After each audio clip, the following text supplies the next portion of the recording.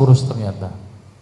Terus kemudian sering terjadi infeksi pada vagina, sering keputihan karena daya tahan tubuh pada orang diabetes sangat rendah. Oke ya. Tandanya disertai dengan cek gula darah lebih dari 200. Saya nggak akan banyak di teori ininya, nanti di teori yang saintifiknya untuk pengobatan cara nabinya. Apa komplikasinya? Ini.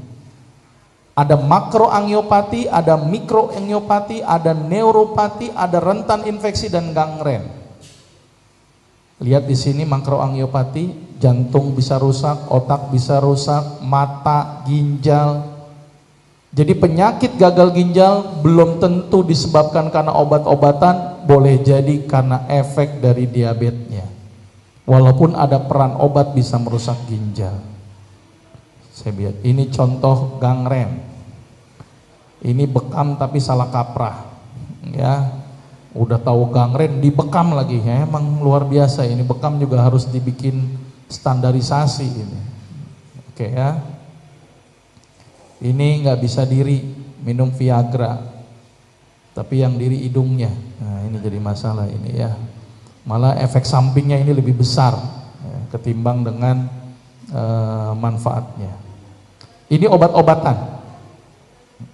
Sedikit kita kenal obat-obatan, ada yang namanya metformin, ada namanya glibenclamid, ada namanya glimepirid, ada namanya akarbos.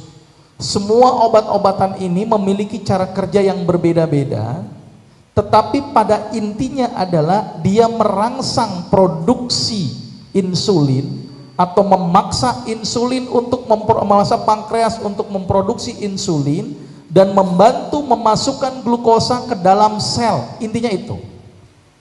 Sesuatu yang rusak dipaksa terus-menerus, kira-kira gimana? Tambah rusak. Maka itu kenapa dosis obat oral ini akan terus meningkat seiring dengan kenaikan kadar gula darah. Mungkin besok metformin 1 kali 1, berapa bulan naik lagi 3 kali 1, berapa bulan nggak ngefek, tambahin glimepirid nggak ngefek, tambahin akarbos nggak ngefek, suntik insulin. Dan kalau orang yang sudah suntik insulin berarti gimana respon pankreasnya? Maka pankreas akan merespon, oh ternyata sudah ada insulin, akibatnya pankreas tidak produksi insulin. Mentok-mentoknya bagaimana?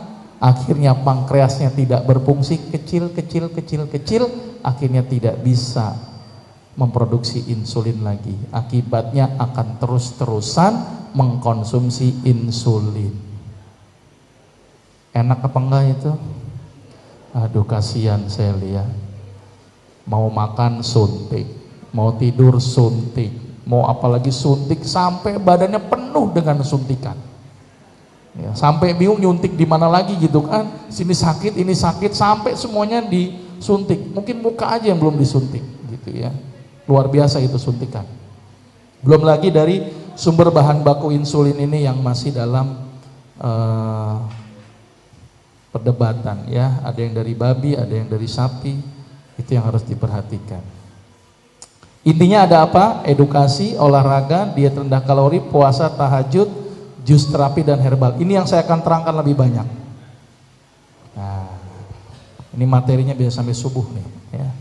Tapi nggak apa, saya singkat saja. Jelas nggak gambar di situ, jelas ya? Lihat. Pankreas.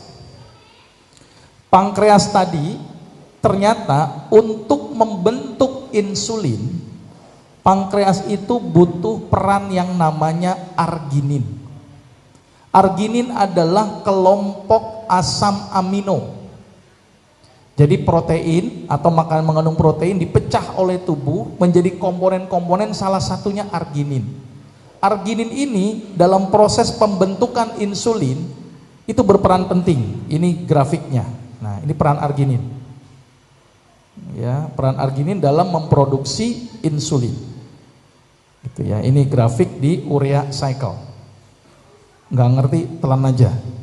Pokoknya butuh arginin. Nah, apa sumber arginin terbaik? Ternyata arginin terbaik yang didapatkan dengan jumlah yang cukup tinggi adalah pada habatus saudah dan kacang panjang.